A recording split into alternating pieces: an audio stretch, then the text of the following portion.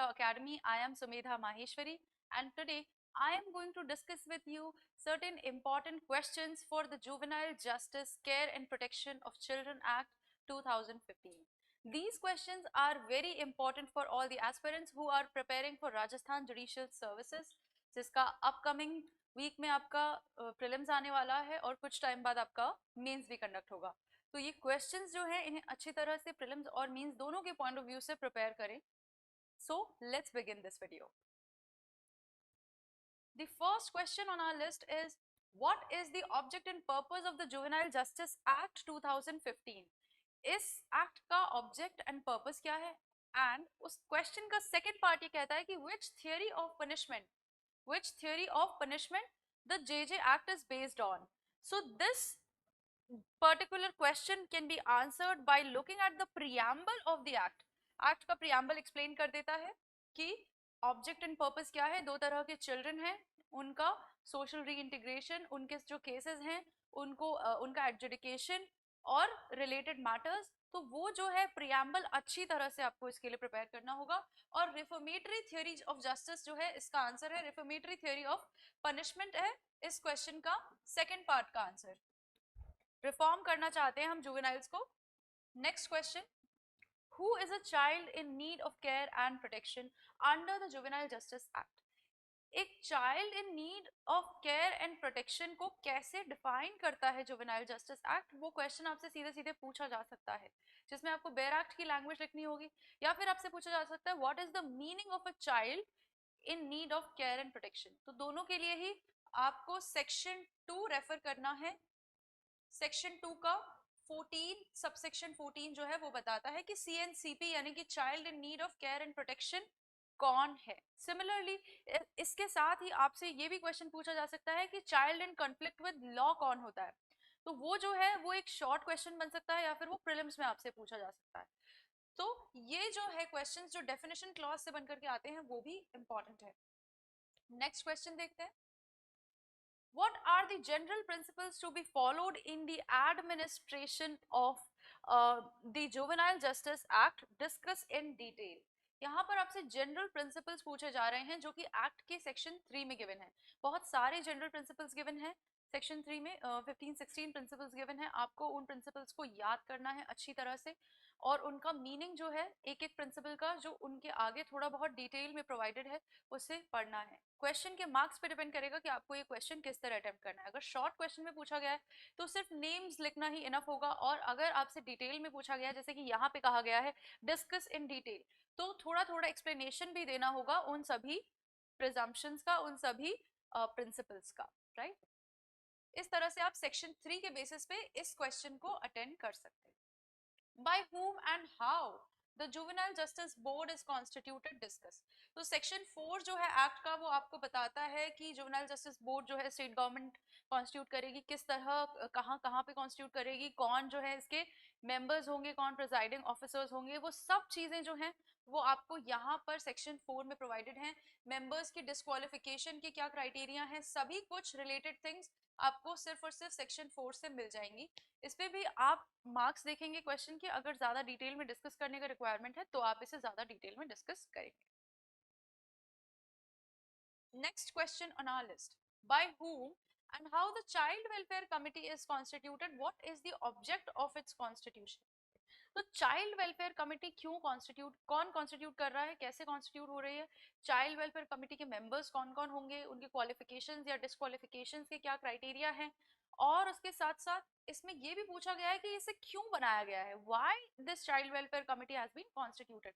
तो वो भी आपको जो है सेक्शन 27 में प्रोवाइडेड है. ये सारी डिटेल्स आपको सेक्शन 27 में मिलेंगे. एक्ट के 27 में ही लास्ट सबसेक्शन में आपको ये भी प्रोवाइडेड है कि बेसिक पर्पस जो है इस कमेटी को बनाने का वो क्या है. Children in need of care and protection के लिए CWC जो प्राइमरीली बनाया जाता है. राइट. तो ये चीजें आप सेक्शन 27 से देख सकते हैं. What steps shall be taken by the Juvenile Justice Board at the time of initiation of inquiry to ensure fair and speedy inquiry? To ensure fair and speedy inquiry. देखिएगा यहाँ पे fair and speedy inquiry word use किया गया है, trial word use नहीं किया गया है. कभी भी जुवेनाइल्स के लिए ट्रायल वर्ड यूज नहीं किया जाता है. Inquiry of a child in conflict with law.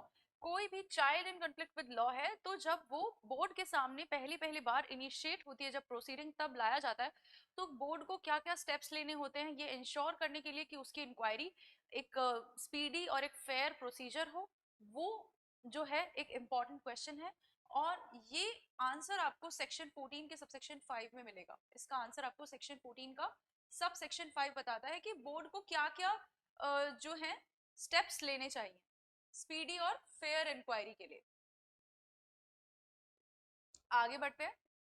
How a preliminary assessment into a heinous offence shall be conducted by the juvenile justice board. Heinous offence की बात की जा रही है और प्रिलिमिनरी असेसमेंट की बात की जा रही है। जब कोई हीनस ऑफेंस करके कोई जुवेनाइल बोर्ड के सामने प्रेजेंट होता है तो बोर्ड को ये देखना होता है कि वो ऑफेंस हीनस है या नहीं है, और जो पर्सन जिसने वो ऑफेंस कमिट किया है उसको किस तरह ट्राई किया जाना चाहिए। एज एन अडल्ट उसका ट्रायल किया जाना चाहिए, यानी कि चिल्ड्रंस कोर्ट को उसका जो सेशंस कोर्ट होता है चिल्ड्रंस कोर्ट, उसको भेजा जाना चाहिए या फिर नहीं भेजा जाना चाहिए, उसे एज ए जुवेनाइल ही इंक्वायरी में रखना चाहिए। तो ये सब जो है चीजें प्रिलिमिनरी असेसमेंट से ही क्लियर होती हैं, और इसके लिए आपको प्रोविजन मिलेगा सेक्शन 15 में। तो एक्ट का सेक्शन 15 आप बहुत ध्यान से पढ़िएगा, इसमें से कई क्वेश्चंस आते हैं, आ भी चुके हैं मेंस में भी और प्रीलिम्स में भी। This question can be answered by using section 15.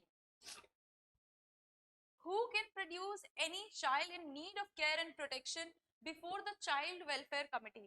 तो child welfare committee के सामने अगर किसी को भी कोई ऐसा बच्चा मिलता है जो in need of care and protection है, तो उस कमिटी के सामने कौन कौन इस बच्चे को प्रेजेंट कर सकता है, कौन कौन उसको लेकर के जा सकता है। This question can be answered by section 31।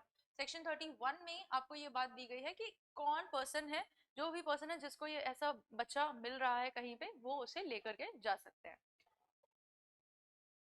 Next question on our list is what is the procedure in respect of a runaway child in conflict with law? Very interesting. ये क्वेश्चन ज्यादातर नहीं पूछा गया है बट ये interesting part है, और इसमें ये कहा जा रहा है कि अगर कोई बच्चा रन अवे है जो कॉन्फ्लिक्ट विद लॉ भी है, CCL है, child in conflict with law, होकर के वो भाग जाता है, यानी कि एब्सकॉन कर जाता है अपने observation home, place of safety या फॉस्टर केयर किसी भी इंस्टीट्यूशन से जहां उसे रखा गया है, अगर वो वहां से रन अवे हो जाता है तो उसके साथ में किस तरह का प्रोसीजर किया जाएगा। Very important and interesting question. Section 26 जो है आपको इसका आंसर बताता है कि रनअवे चाइल्ड के साथ क्या प्रोसीजर अडॉप्ट करना चाहिए, उसके साथ में किस तरह से बिहेव करना है। Next question, what is the presumption of age under juvenile justice act and how age is determined? Very important. इसके ऊपर आपके अपेक्स कोर्ट के कई जजमेंट्स भी आ चुके हैं कि जुवेनाइल जस्टिस एक्ट में कोई person under 18 years of age है, अंडर 16 इयर्स ऑफ एज है, ये सारी चीजें कैसे डिटरमाइन होंगी। तो ये चीजें डिटरमाइन होंगी सेक्शन 94 के अकॉर्डिंग। 94 के अकॉर्डिंग पहले डॉक्यूमेंट सर्टिफिकेट्स देखे जाएंगे और उसके बाद में बोन ऑसिफिकेशन टेस्ट जो है, तो ये प्रायोरिटी पे ली जाती हैं चीजें कि कौन सा डॉक्यूमेंट पहले देखा जाएगा और फिर कौन सा बाद में, और अगर डॉक्यूमेंट्स जो हैं वो क्लैरिफाई नहीं कर पा रहे हैं तब सेक्शन 94 में बोन ऑसिफिकेशन टेस्ट के लिए भी प्रोविजन दिया गया है, जिसे हम एज डिटर्मिनेशन टेस्ट भी कहते हैं। और यहाँ पर प्रिजम्पशन ऑफ एज भी दिया गया है जेजे एक्ट में, वो क्या होता है वो भी आपको सेक्शन 94 एक्ट का अच्छे से एक्सप्लेन करता है। So these were the most important questions of the Juvenile Justice Act for Rajasthan Judicial Services. Thank you for watching.